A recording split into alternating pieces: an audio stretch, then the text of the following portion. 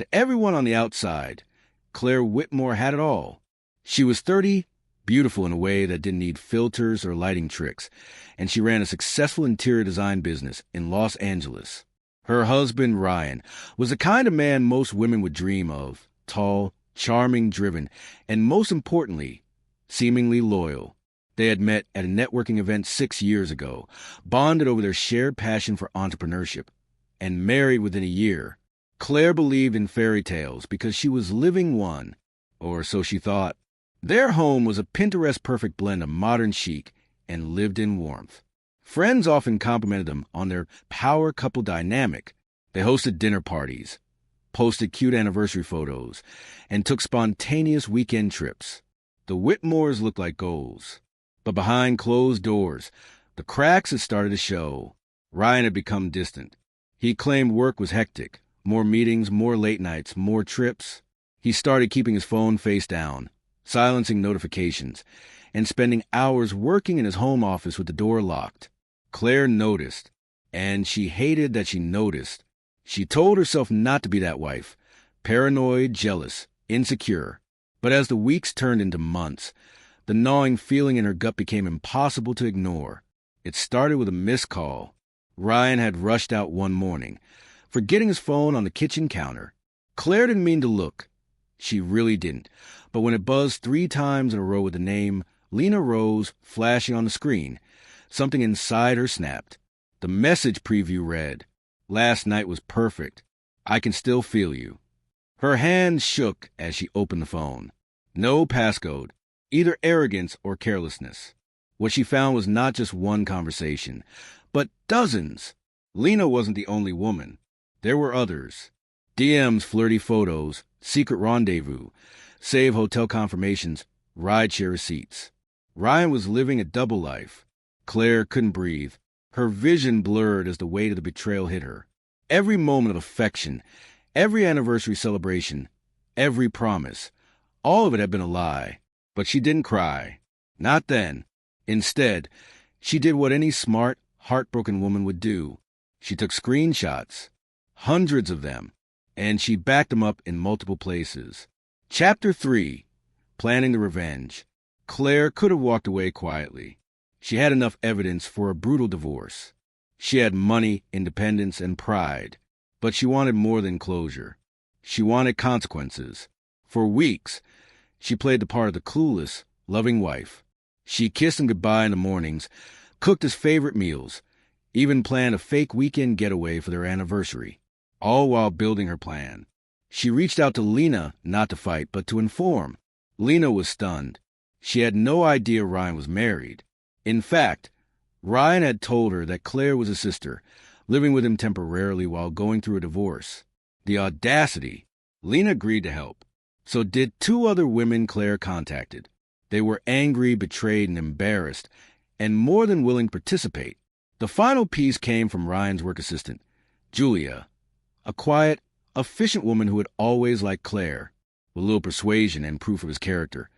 Julia gave Claire access to Ryan's corporate calendar, travel logs, and even forwarded a few incriminating company emails. Claire now had everything she needed. It was all set to go down at Ryan's company's annual fundraising gala, a formal event, hundreds of people, industry partners, potential clients, press. Ryan had no idea. Claire walked into the ballroom in a black satin dress, custom tailored to fit like a second skin. She looked calm, elegant, dangerously composed. Ryan, already tipsy and networking, lit up when he saw her. He kissed her cheek, oblivious. "Glad you made it, babe," he whispered. Claire smiled. Wouldn't miss it for the world. Halfway through the event, the MC invited Ryan to the stage to present a keynote speech. As he walked up, the lights dimmed. Perfect timing. Claire nodded to the AV technician, a friend of one of the women Ryan had cheated on. The projector screen behind the stage flickered to life. At first, people assumed it was a slideshow for the company. But then came the screenshots, one after another. Texts, hotel bookings, half-naked mirror selfies sent to women with captions like, "Can't wait to taste you again." The crowd gasped. People turned, whispering. Phones came out. Ryan froze mid-step as his face drained of color. Claire stood off to the side, arms folded, watching him burn. We finally spoken to Mike, stuttering, trying to blame hackers or a malicious ex. No one bought it. Lena, standing near the bar, simply shouted, "Tell them who I am, Ryan, or should I let your wife introduce me?" The room exploded. Security had to escort him out. His boss followed him, face red with fury. Claire walked out calmly, heels clicking, head high. Ryan lost his job. His reputation was shredded across social media and business blogs within 24 hours. Claire filed for divorce 2 days later. With full public support and media attention on her side, she gained not just financial victory, but professional momentum. Her business doubled in clients. People admired her strength, her poise, her ability to turn pain into power.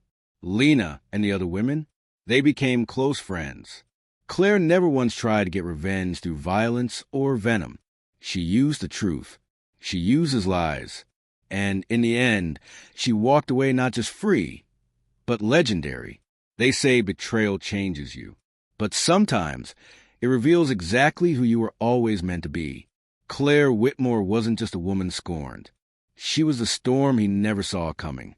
It took time, of course. Healing doesn't happen overnight. Even when you've come out on top, Claire spent the first few months after the divorce rediscovering herself.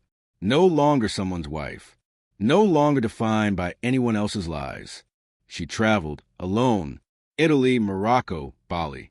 She redesigned her home, removing every trace of Ryan's existence. She even cut her hair short, something she'd always wanted to do but Ryan had discouraged. She stopped second-guessing her instincts. She started trusting herself again. One morning, sipping coffee on her sunlit balcony, her phone buzzed. A message from Lena. Still the most iconic takedown I've ever seen. Drink soon? Claire laughed.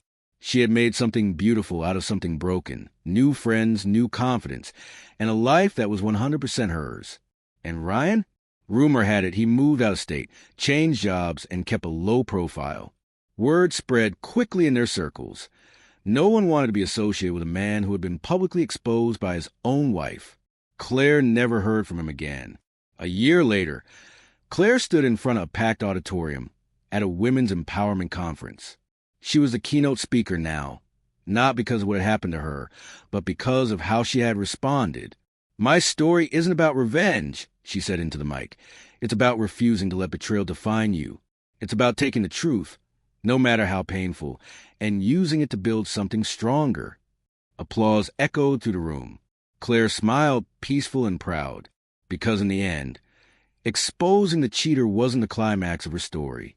It was just the beginning of her true one.